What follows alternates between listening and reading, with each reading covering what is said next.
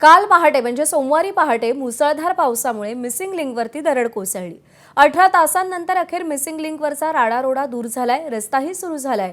पण ही दरड कोसळताना प्रत्यक्ष पाहणाऱ्या प्रत्यक्षदर्शींशी माझानं संवाद साधला।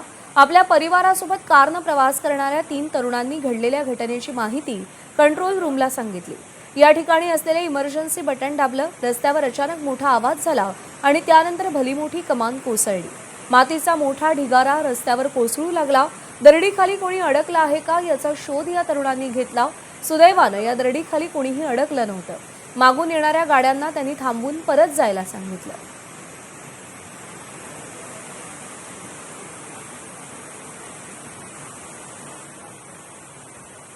काय झालं होतं? काय पाहिलं तुम्ही? आम्ही खरं तर सांगलीवरून मुंबईला येत असताना त्या बोगद्यातून आम्ही जात असताना ते एंडिंगच्या बोगद्यापाशी आम्ही थांबलेलो एक 5-10 मिनिटं. त्याच्या आधी पाणी वगैरे आणि छोटे छोटे दगड पडत होते. आम्ही थांबून थोडं म्हणजे विचार केला की आपल्याला जायला भेटेल का नाही, पण घरातले वगैरे सगळे म्हणत होते की नको जायला, रिस्क आहे. मग थोड्या वेळ आम्ही थांबलो तिथे आणि परत एक मोठा असं दगड येऊन त्या कमानी जी बाहेरची आहे त्या कमानीवर ते दगड पडून पूर्ण ते कमानी खाली पडलेली आणि पूर्ण असं ते रोड ब्लॉक झाला, त्या साईडला जायला जागाच नव्हती. तुम्ही काय केलं म्हणजे कसं काय सांगितलं या सगळ्या यंत्रणेला?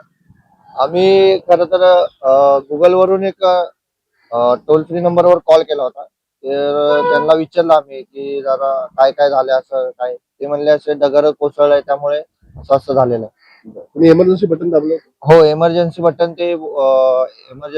ते ह्याच्यात बोगद्यामध्ये आहे ते प्रेस केलं होतं आम्ही आणि तिथून ते टोचनची गाडी आली होती. कमान पडल्यानंतर समोरचं एकदम सगळं दिसायचं बंद झालं। त्याच्यानंतर आम्ही आपले मोबाईल काढले, म्हटलं व्हिडिओ करून घ्या। आणि जे पाठीमागून जे काही थोडेफार गाडी आहेत होत्या, ट्रॅव्हल्स होत्या, काही छोट्या 4 व्हीलर होत्या, त्यांना थांबवलं, म्हटलं जाऊ नका, पुढं ब्रिज पडलेला असू शकतो, त्यामुळे तुम्ही थांबून रिटर्न चला। त्यांना तोपर्यंत म्हटलं बटन दाबा, इमर्जन्सी बटन दाबा, म्हटलं समोर आपल्याला काय रिस्पॉन्स भेटेल किंवा नाही भेटेल सांगता येणार। पण ज्या वेळेला आम्ही रिटर्न फिरलो, त्यावेळेला मिसिंग लिंकचा तो रिटर्न फिरल्यानंतर आम्ही जाऊन बाहेर बघतोय तर गाड्या सगळ्या थांबवल्या होत्या त्यांनी। खूप भयानक होतं तिथं। आम्ही जेव्हा गेलो तेव्हा खूप दगडे आणि माती पडत होती तिथं। आम्ही जेव्हा थांबलो तेव्हा आम्हाला वाटलं की वरून पूर्ण ब्रिज खाली पडू शकतो आमच्या अंगावरती, म्हणून आम्ही रिटर्न गेलो, समोर नाही गेलो तिथं।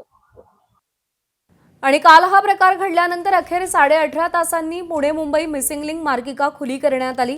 पहाटे 4 वाजता मिसिंग लिंकवर दरड कोसळली, धबधब्यासारखं पाणी वाहू लागलं, बांधकाम कोसळलं आणि त्यामुळे हा सगळा राडारोडा हटवायला 18.5 तास लागले।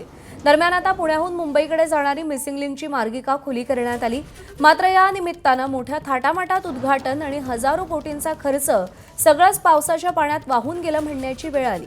मुंबई पुणे एक्सप्रेसवेवरील मिसिंग लिंकचा पहिल्याच पावसामध्ये पुरता बोजवारा उडाल्याचं पाहायला मिळालं। तसंच 7,000 कोटी खर्चून उभारण्यात आलेल्या मिसिंग लिंक संदर्भात अनेक प्रश्नही उपस्थित झाले।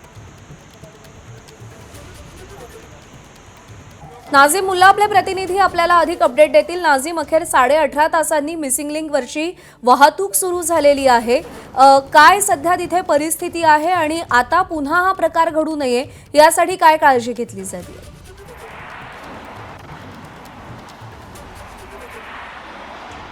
आत्ता आपण इथली दृश्य बघितली तर तब्बल 18 घंटे काल हा पुणे मुंबई मिसिंग लिंक जो आहे तो बंद होता, आता सुरू करण्यात आलेला आहे। परंतु 4 लेनचा हा बोगदा आहे, त्यातल्या किंवा 2 लेनमधून वाहतूक जी आहे ती या ठिकाणी सुरू आहे, कारण बोगद्यावरून आताही धबधब्यासारखं पाणी इथं वाहतंय आणि याच पाण्यातून छोटी छोटी दगडं जी आहेत ती या ठिकाणी आत्ताही खाली येते। त्याच्यामुळं इथला धोका टळलाय का, हा खरा प्रश्न या निमित्तानं उपस्थित झालेला आहे।